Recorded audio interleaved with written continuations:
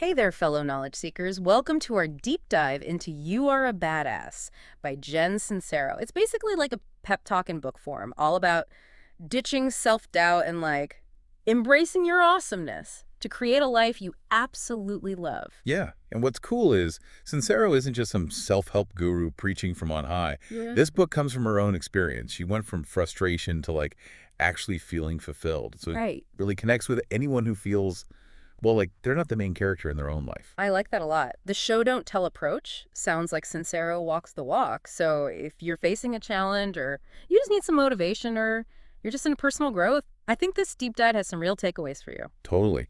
And one of the big ideas Sincero starts with is your thoughts actually create your reality. You might have heard this before, but Sincero really digs into the why behind it. Okay, now I'm intrigued. I've always been kind of skeptical of that whole think positive and everything will be perfect thing. So what's really going on here? Okay, so imagine your mind is like a garden.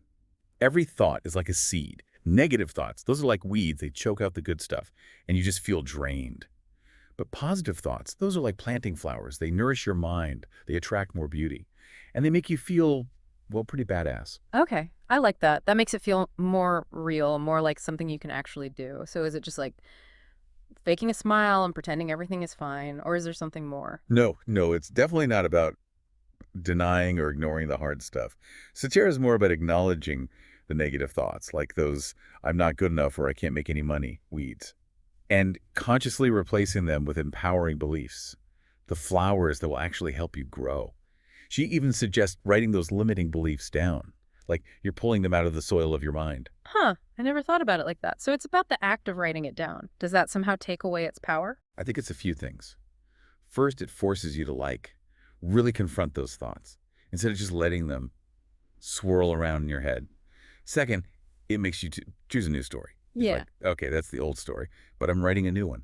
Wow, I see how that could be a game changer. It's like taking back control from those negative thoughts, those weeds, and choosing what you want to plant instead.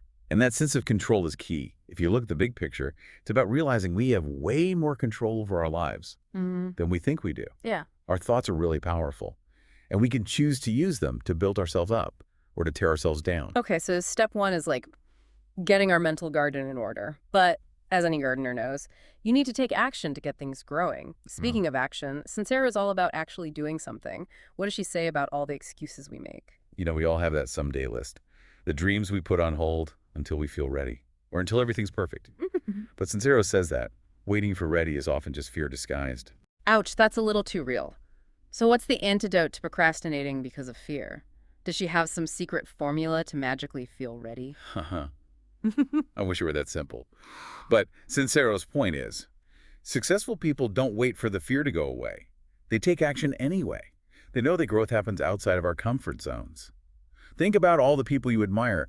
They probably didn't get where they are by just sitting around waiting for permission. Okay, now I'm feeling motivated to tackle my someday list. But Sincere doesn't just give us a pep talk, right? She gives us concrete steps we can take, right? For sure. One of the most helpful things she says is pick one goal that you've been putting off and take one tiny step toward it today.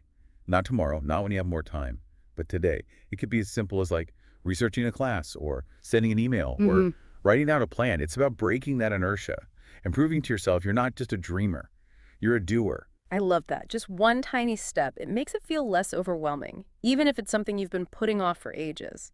But sometimes taking action requires believing in yourself. Which brings us to another big theme in You Are a Badass, the power of self-love. To be honest, I've never really understood this concept. Isn't self-love just like bubble baths and face masks? How does that help us achieve our goals? That's a pretty common misunderstanding, and Sincero talks about it directly. She's not talking about just pampering yourself. She's talking about a deep belief in your worth and your ability to create a life you love. Okay, so it's a deeper kind of self-love, but how do we develop that when we have so much self-doubt? Well, Sincero says, we need to realize that self-doubt is a saboteur. It tells us lies like, you're not good enough or you'll never succeed, and these lies can stop us from doing anything. Wait, there's a quote for this, one of my favorites. The better you feel about yourself, the more success you attract. But is it really that simple? Does feeling good about myself magically make me successful? It's not magic, but it's powerful. Think about it. When you believe in yourself, you have a certain energy, a confidence, and that attracts people and opens doors. You're more willing to take risks, to put yourself out there, and to keep going when things get tough. And those Mhm. are all qualities that lead to, well, badassery. I'm starting to see it. It's not about waiting for good things to happen. It's about creating an environment inside ourselves where success can grow. But how do we actually cultivate this self-love? Sincero talks about affirmations, right? Yeah, affirmations are one way. The idea is to reprogram your subconscious mind Yeah. by giving it positive messages all the time. It's like brainwashing yourself with kindness. Instead of those "I'm not good enough" thoughts, you start saying things like "I am worthy" or "I am powerful." Okay, I've tried affirmations before, and sometimes it feels cheesy. Am I really supposed to look in the mirror and tell myself I'm awesome? Does that really work? It might feel weird at first, but think about it. Your mind is always absorbing messages from the world around you, and a lot of them are negative and critical. Affirmations are like a counterattack, a way to fill your mind with positive messages. So it's about choosing what we feed our minds. Instead of those negative messages, we can choose to be more supportive. But affirmations are just one part of it, right? Doesn't Sincero talk about other ways to cultivate self-love? Exactly. It's a whole mindset shift. Self-love also means treating yourself with kindness and respect. This can mean setting healthy boundaries, prioritizing self-care, and really believing in your own abilities. Well, Sincero talks about how we often treat ourselves in ways we would never treat a friend. We're so quick to criticize and judge ourselves. That's so true. I would never tell my best friend she's not good enough or that she should give up on her dreams, but I say those things to myself all the time. It's like we have this inner bully. So how do we quiet that inner critic and start treating ourselves with more compassion? Sincero has a few suggestions. First, awareness is key. Start noticing that negative self-talk, when those critical thoughts come up, and how they make you feel. Once you're aware of them, Mm. you can start to challenge them. So it's like catching those thoughts and putting them on trial. But how do we actually convince ourselves Yeah. that those negative thoughts are wrong? Evidence. Sincero says to find evidence. That proves those limiting beliefs wrong.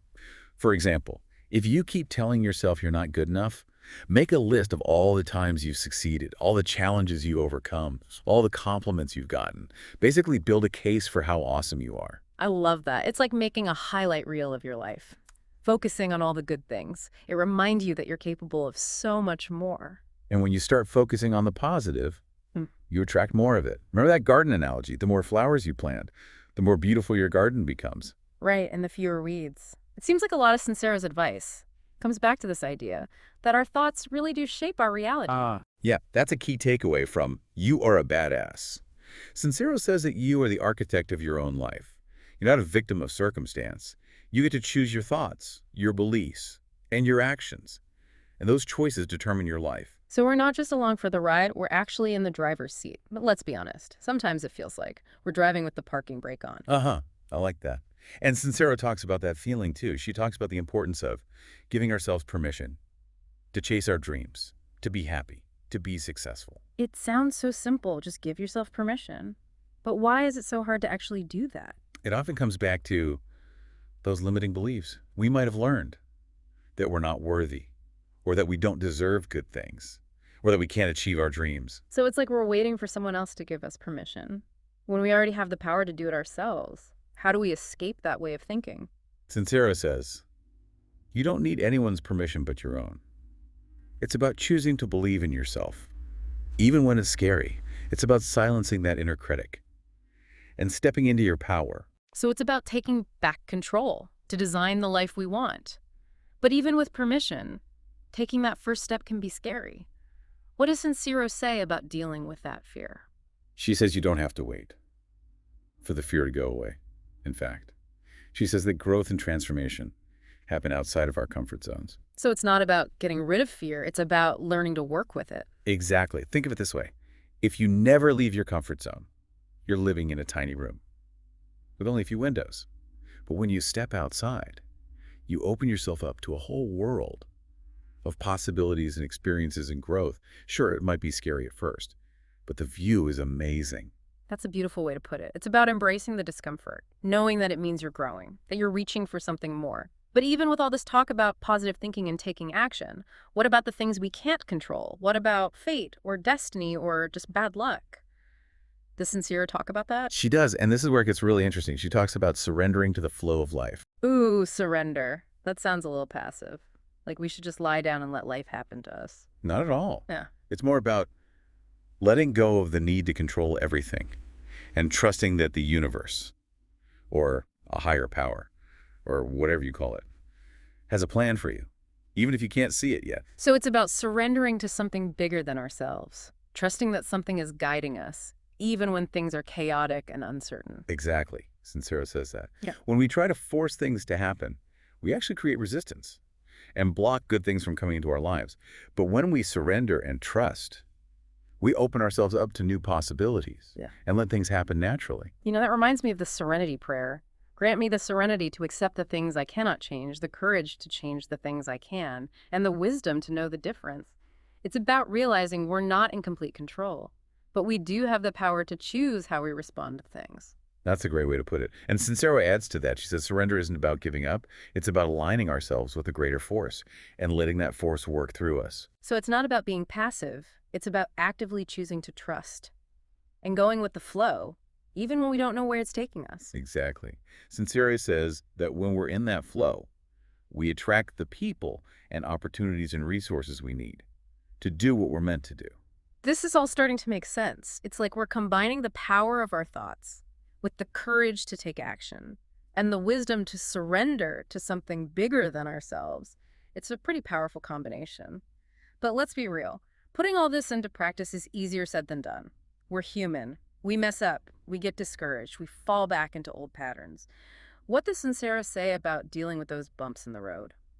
She talks about how important self-compassion is. She reminds us that we're all works in progress and that it's okay to make mistakes. In fact, she says the mistakes are essential for growth. So it's about giving ourselves permission to be perfectly imperfect, to embrace the journey, even when it's messy and chaotic. Exactly. And that's why it's so important to have a good support system. Surround yourself with people who believe in you, who encourage you, who lift you up when you're down. Like having your own personal cheerleading squad to remind you how badass you are, even when you forget. Exactly. And that reminds me of another point Sincero makes about the people we spend time with. Oh, yeah. She talks about the importance of positive energy, right? And she has a great quote for this. You become like the people you spend the most time with. It really makes you think about who you're letting into your life. It's so true. Think about it. Spending time with negative people can be really draining. They might complain all the time or focus on problems and just bring you down. But surrounding yourself with positive people, people who are successful, can be incredibly inspiring. They can challenge you to grow, offer support, and celebrate your wins. So like choosing to surround ourselves with positive energy instead of letting the negative energy drain us. But how do we actually do that? I can't exactly walk around with a negativity detector, right? Right. Yeah. But you can start by being more intentional about who you spend time with. Pay attention to how you feel. After being around certain people, do you feel energized and inspired?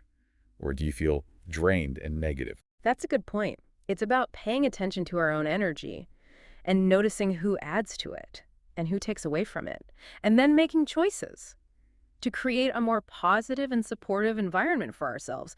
This is all making so much sense. It's like we're putting together a puzzle of badassery, one piece at a time, but I have a feeling there's more to discover. Yeah, there's a whole lot more to this. We've talked about mindset and self-love and taking action, but there's one more big piece Sincero talks about that I think a lot of people struggle with: money. It's such a loaded topic. Yeah, totally. There's so much baggage around money. Like we're taught it's bad to want to be rich, or that rich people are evil, or that money is the root of all evil. Exactly. Yeah. It's like we're supposed to feel guilty for wanting more money, even though deep down, most of us would love more freedom and security. So how does Sincero deal with this whole money mindset thing? Well, she challenges those beliefs directly.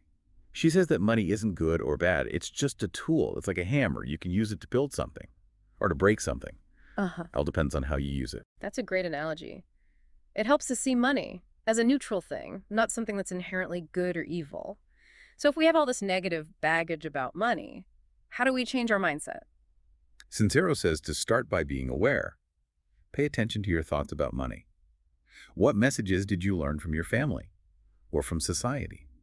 Once you know what those beliefs are, you can start to challenge them. Like those money gremlins we've been carrying around, we need to call them out. But how do we actually convince ourselves that those old beliefs are wrong? Evidence. Like we talked about before, look for examples of people using money for good, like philanthropists or entrepreneurs who create jobs, or artists who inspire the world.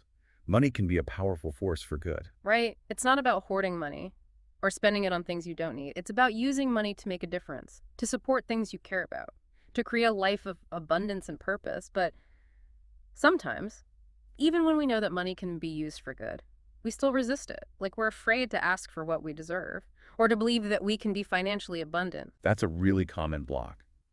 And Sincero has some great advice for overcoming it. She says to start with gratitude. Focus on all the abundance you already have in your life. It could be your health, your relationships, your Mhm. talents, or even just the beauty of nature. The more you appreciate what you have, the more you would attract it. So it's about shifting from a scarcity mindset to an abundance mindset. Instead of focusing on what we don't have, we focus on all the good things we already have. But gratitude alone doesn't pay the bills, right? What about actually doing something to make more money? Sincero believes in aligning your actions with your intentions. So if you want more abundance, you have to act like it's already on its way. This can mean investing in your education, starting a business, asking for a raise, or being more careful with your spending. So it's about taking concrete steps to create the financial reality we want. But sometimes it feels like there's a limit on abundance, like there's only so much to go around. Sincero says that's not true.